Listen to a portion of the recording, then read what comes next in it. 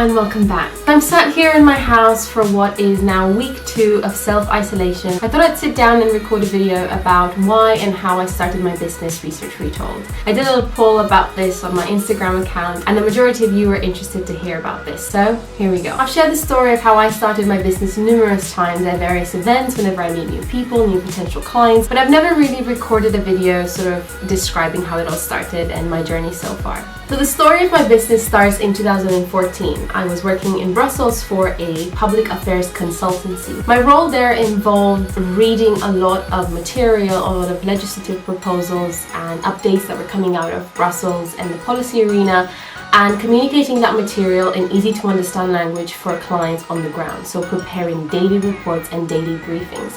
So that's where I really honed into my ability to communicate complex information in easy to understand ways. While I was working there, I also met one of our colleagues called Annette, and she was and still is a graphic designer, and she really inspired me in the way that she was communicating information visually. She was actually the only graphic designer in a team of about 70 people, and she really had a talent to present information in visual ways. The content behind the information that she was visualizing was policy-based. It came from the reports that the company I was working at was producing, but it really inspired me to learn more about design and presenting information. So I resumed my studies after working in Brussels, and I had this idea of combining these two skills and interests that I had acquired during my year working there. The first one was, as I said, translating complex information in easy to understand ways, and the other one was this newly found interest in visualizing data and graphic design. So I took up a short course in graphic design and familiarized myself with some of the softwares and some of the principles behind it, and really enjoyed it. Now my background is in politics and international relations, so nothing to do with design and nothing to do with business either. But I did have the skills to digest research, academic research. Anyway, I had this idea and I thought, well, how am I going to test it? I mean, it's really difficult to just start a business and then just expect clients to come to you, and plus I had absolutely zero knowledge of what setting up a business entailed. Not to mention I'm originally from Romania, so I was a foreigner, and I still am a foreigner in the UK, although arguably I have lived here for most of my adult life. Anyway, that's another story. So I'm a Romanian, and I was in the UK at the time in 2014, 2015. There was still quite a bit of tension around immigration. I mean, you know, what happened later on with Brexit. So it added an extra layer of navigating the complex bureaucracy around setting up a business, and trying to find my feet around that was quite a challenge. The easiest way that I found to test a business idea is to attend what's called a Startup Weekend. Startup Weekend is a global event. It happens in probably 100 countries at the same time on one weekend. People are invited to pitch business ideas. I pitched this business idea, at the time it was called Transview. It did have logic. It was translation and visualization. That's why I thought Transview would be a perfect name for that. So Transview's mission and vision was to help researchers communicate their findings in accessible and visual ways. Fast forward to the end of the competition, I pitched in front of 100 people. I did not win, and it was a little bit discouraging because in the jury there was an academic who said, I'm not sure that this idea would be so interesting or so useful, something like that. However, in the audience there was an academic. His name is Dr. Adam Hill, and he works at the University of Derby, and he said to me, well, would you like to work on my research? I've just published an article about sound engineering in cinemas, and I'm going to Hollywood in about a month's time, and I'm going to be presenting my research to business owners and cinema owners, explaining to them how sound in cinemas can be improved. So I said, yes, I'd be interested to work with you. So we agreed to work together, and that was exciting. You know why? Because he said that he could pay us for it, and the feeling of someone saying not just, oh, it's a fantastic idea, to actually say, I'm willing to pay for this service and I'm willing to take a chance on you, challenge accepted. I was so excited to have someone who was willing to trust me with their money but also with their research, and I thought, wow, okay, kind of like I have to make it happen now. So it's not just kind of a theoretical idea of, oh, I want to start this business. Oh, I want to start this business. It's an actual reality, and someone wants me to do this for them. So I said, right, I'm going to put my skills to the test. I'm definitely going to do the summarizing of the research. I'm going to read through his research, pick out the key points, and try to figure out what the key messages are. And then can I do the design bit? And even though I had completed that design course, I really needed some help in that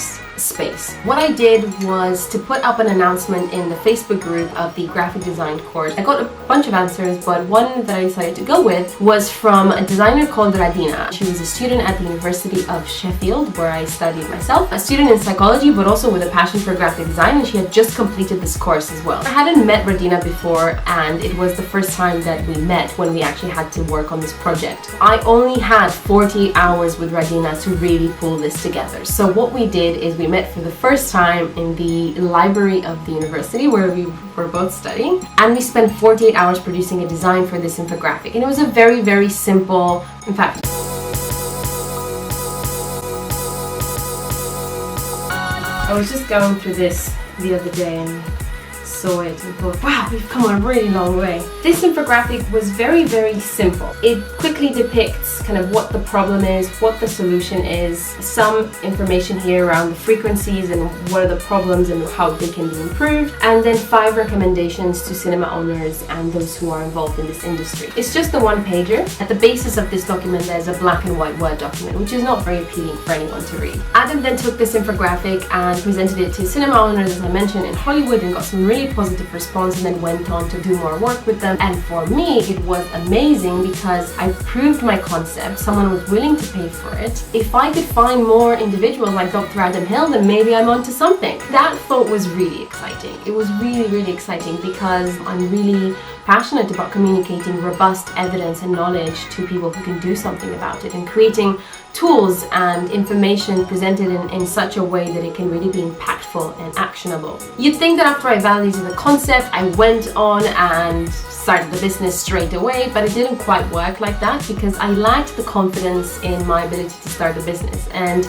I needed more education. I completed a course in London on entrepreneurship. It was a very practical course because it combined the theory behind entrepreneurship based on a Master's of Science at UCL with some practical experience. So I worked in a startup at the same time as I was learning about what entrepreneurship entailed, as much as you can learn about entrepreneurship in a classroom context. That course was 1 year long, and it was in London, and that happened in 2015 to 2016. At the end of the course, you're supposed to basically, again, pitch the idea and get some funding. I did pitch and I won, and I was given £3,500 to go ahead and start my business, and that was again huge. It was just amazing. And again, you'd think after that confidence boost, I'm just going to erupt in success and I'm just going to do these amazing things, and it didn't happen that way. In 2016, I had a very low period in my life, mainly because I was not really sure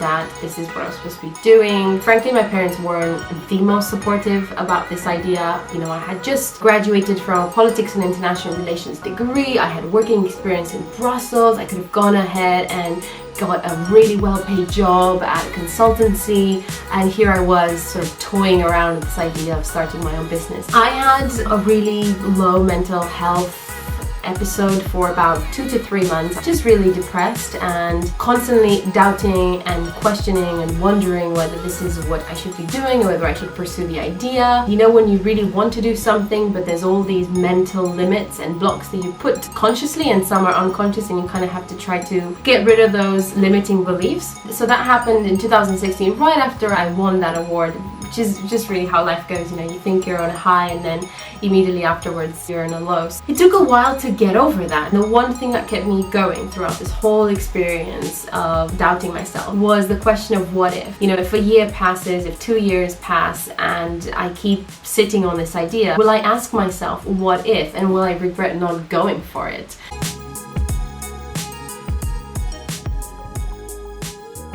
So in 2016, towards the end, I just went for it. I started setting up meetings with anyone and everyone that was in my network that had to do with research and could give me feedback on the idea. And that was just how I propelled myself into action. I had absolutely no fear to ask people to meet me. I met probably hundreds of people, asked them for feedback, asked them how the service would be helpful. So after a bunch of feedback gathering and information, I again found other people who trusted in what I was doing and in the mission of my business to help academic researchers to communicate their findings in accessible and visual ways by providing a full research communication process in terms of taking the research, summarizing it, visualizing, and then working with you throughout this process to ensure you're 100% happy with it. So from that first collaboration, which was in 2017, I basically just started meeting more and more people. Word of mouth was our first and still is our main way of marketing our service. I was developing the business while I was doing a master's, so I wanted to further my degree. I got a scholarship to do a master's in data science, again at the University of Sheffield. I said, oh, I can start the business, I'm going to continue the business while I'm doing my degree. In the period of 2 years and a half,